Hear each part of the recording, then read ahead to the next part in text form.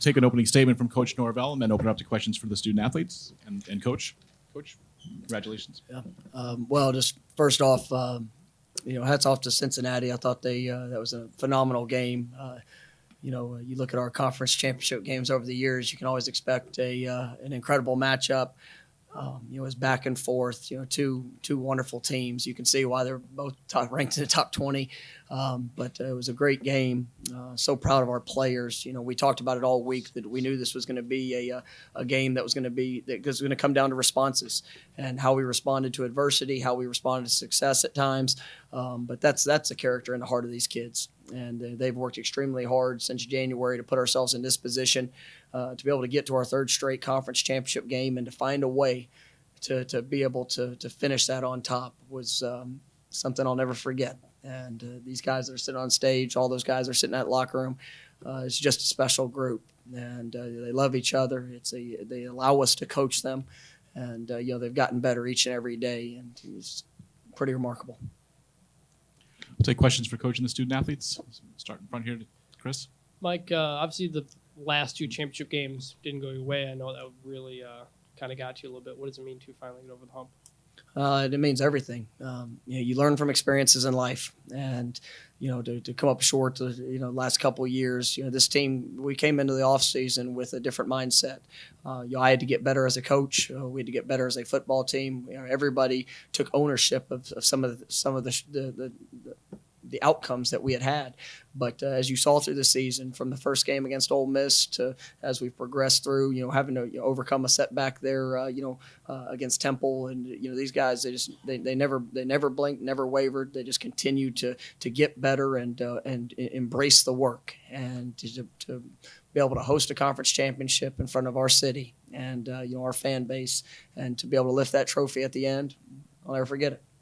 And a lot of fans were kind of grabbing you and trying to take pictures as you were walking off. What did that mean? That's what makes the city of Memphis so incredible. That's what makes this job so incredible. It's just that you represent something that is that's special. And anybody that's for anybody on the outside that's never lived in Memphis, you just don't understand. It's an incredible place. The fan base, the support. It's just special. Hey, Coach, at the beginning of the season, you were favored in every game. But when you start talking to your players, they all knocked it down one game at a time. And you have said many times you are what your record are. So who is this team? I'll tell you, it's you talk about one game at a time. We took it one play at a time. And that's what today was about. It was one play. You saw momentum swings, things that sometimes in the past we got caught up looking at a scoreboard. We got caught up, you look thinking big picture. All that mattered today was the one play that was in front of us. And if we found a way to respond to that one play, that one opportunity, I believe in these guys. I knew they would make it, and that's that focus that started 11 months ago, 12 months ago when we started our off season. Control the things that you can control. Go out there and focus on being your personal best each and every play, and good things are going to happen to you. Coach, just what you can say about these last 4 seasons at Memphis, what it's meant to you. I know you talked about the city a little bit, but just what this team has meant and what you've been building here, and then to the players, just what you think of Coach as well. You see a program that's continued to progress. And, when we got here, it was a lot of change, a lot of questions. People didn't know who I was. We're building a team that was, in my thought, destined for greatness if we did it the right way. And there were some setbacks, there were some things that we've had to overcome over the years. But we've recruited a remarkable young man, and every one of those guys in that locker room. They are not only great football players, but they're special human beings, and they love each other. They're willing to work for each other. They're willing to serve, sacrifice, and work to be respectable in everything that they're doing on and off the field. When you have that type of program, when you have that type of support, and young men like the guys that are sitting next to me, man, it's hard to be defeated. And these guys are going to be successful in every aspect of their life because that's what we challenge them to do each and every day. And it's been pretty special to see us end the regular season and the conference season the way we did tonight, to be able to lift that trophy. Like to have the student. Oh, sorry, Coach. And to be able to have an opportunity to go to the Cotton Bowl and just it's what you dream about. Coach Norvell, throughout the entire season, you've been deemed as a second half team, and your 10 points at halftime was the lowest of the entire season. How did you lead this team back into the lead and keep that lead for the rest of the game? You know, when we start the season, you always talk about how you want to play, and you go into our team room, and there's 4 traits. You want to play smart. You want to play fast.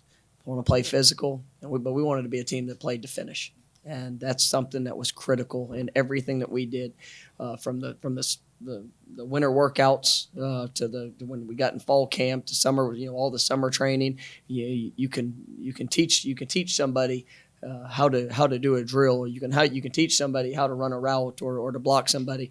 But you got to have it in your heart to be able to finish, even when things don't look good. And that's where these guys have really grown up, is to understand the finish. I think you look at what we've been able to do here towards the back half of the season with with a lot on every game. We had to win out to get to this point. We had to you check off every box each and every day to be able to represent the West Division, which was an incredible division to have to go back to back playing a top 20 team. It's a 10 win. You know, they've won 21 games over the last 2 years. That's a challenge. And when it didn't look good there in the first half, I believed in these guys, and that's all we talked about at halftime. I mean, you go out there and you play the game the way you know it's supposed to be played, and you stay true to ourselves. And these guys are finishers. Back over here. Mike, you took that walk off the field here after this is all over, and you're trying to hold your emotions in check right now. How conflicted are you from what you've done with this program to now be champions, knowing that you're turning the page tomorrow? How conflicted are those emotions with you right now? Tonight's about us. It's about this team. It's about everything that we've worked to accomplish, and that's what's celebrated. I've got an incredible group that I get to work with, and these guys have an incredible future in front of them. And it's something that's special, and tonight's all about that. And Mike, what's it like to hear him say that he's going to be hearing respond for the rest of his life? That's why I coach. To be able to impact the young men that are 18 to 22 years old, that we're all still figuring out life.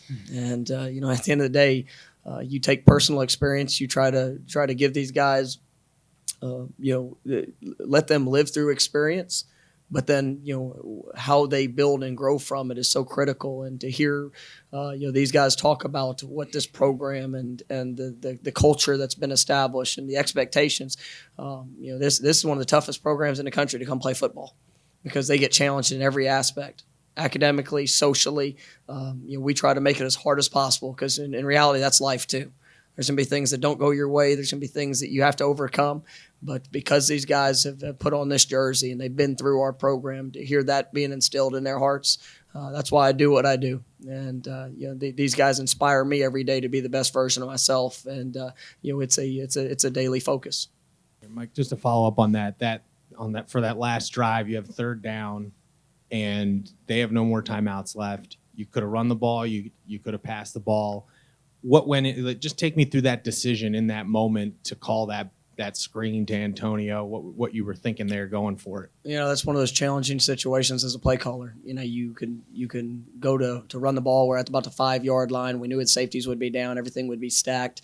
Probably going to get man coverage. They would have got the ball back, with roughly 35 seconds left, I think, in the game. And so, I decided to take one of the highest percentage pass plays that we have. We were protected on the throw. Whether or not AG was to get in, I knew it'd be tough to tackle in the open space. But it was really twofold. I mean, if we didn't get in, then we would maximize the time, but we gave ourselves an opportunity to go win it. And sometimes you get in those situations and you get really cautious on what you're going to do. And I knew Riley would make the kick. I knew that we would put ourselves up, but I wanted to force them to have to go score a touchdown. And at the end of the day, we were aggressive, and these guys made the plays that were necessary to win it. Okay, so this question is for Coach as well as Antonio. So, Coach, did you mean to have Antonio touch the ball so much on that final drive? And then for Antonio, what was your thinking when you saw that Coach had so much faith in you to help drive the team downfield? Is it inappropriate just to have a one-word answer? Yes. He's a special player, and to watch his development of what he does and how he does it. I mean, not only as a receiver, but as a ball carrier, the physicality shows, as a blocker, the return game. You've seen him in the zone before, and he was definitely in the zone today. And we wanted to give him every opportunity to help us win this game, and he carried us. Mike, you've championed this conference. Just what you can say about what it's meant to you to be a part of this, what the American means. And I know you talked about the West Division, but as a whole, just what you've seen from this conference, the challenges you've had, and how you've risen here. Yeah, you got to really tip your hats to all the universities that make up the American Conference. The investments that have been made by each university to grow their programs, the type of coaches that represent each league. I mean, and to the coaches, the level which we're able to recruit. I mean, this has been it's been fun to see our program. The dynamic players, the guys that are consensus All-Americans, that they're going on to have great NFL careers, and to be able to compete against them each and every day. It's a challenge. I think it's when you look at the battles that you have in this league. I mean, it's incredible to watch, and it's good that we're starting to get some of the recognition nationally for what we've been able to accomplish. But you have to show up. You're not gonna get any opportunity to slip, because you've got to earn it every day. But we kind of like it that way. With all the different assistants that you've had come and go, the coordinators, what has Ryan Silverfield meant to this program and what you've built here? Ryan and I came in together. He's been remarkable, the development that he's had in our offensive line group, and what we've been able to do. This year we had 4 new starters on the O-line, and he did a great job of. I say 4 new starters at different positions, we've recruited at a high level, been able to develop those guys, and we really work to try to put them in the best position to be successful. They're on the field, and Ryan does a wonderful job of building relationships, and has really helped elevate this program alongside with me and the rest of the staff just every single day. He lives the things we talk about, and he's just a special leader of men. Coach, this one's for you. Will you be coaching in the Cotton Bowl? Obviously there's that's the plan. So One here, and then we'll go to Jeff. Coach, just to follow up, though, Florida State's announced a news conference for tomorrow at noon. Will you be there? All of our focus tonight is about this football team. Right? It would be this. It's not about me. It's not about anything. It's about this team and winning an American Conference championship. I'm grateful for these guys and the work they put in today, and we're excited about obviously what we were able to do tonight. We'll take the last one from Jeff. This is for Mike. Twofold. One is, what do you think the future of the Memphis football program is? And secondly, you said this is for you with the city when you held up the trophy. Why does it mean so much to connect to do this for the city as well as for the team and everybody else? This program, focus is to continue to grow every single day, to get better, to continue to. The support from the administration is incredible. Dr. Rudd, the board of trustees, Laird Veach, our athletic director. I mean, everything is moving in the right direction. It's so important, this program, for the city, because the city needs Tiger Athletics to represent it in a certain way.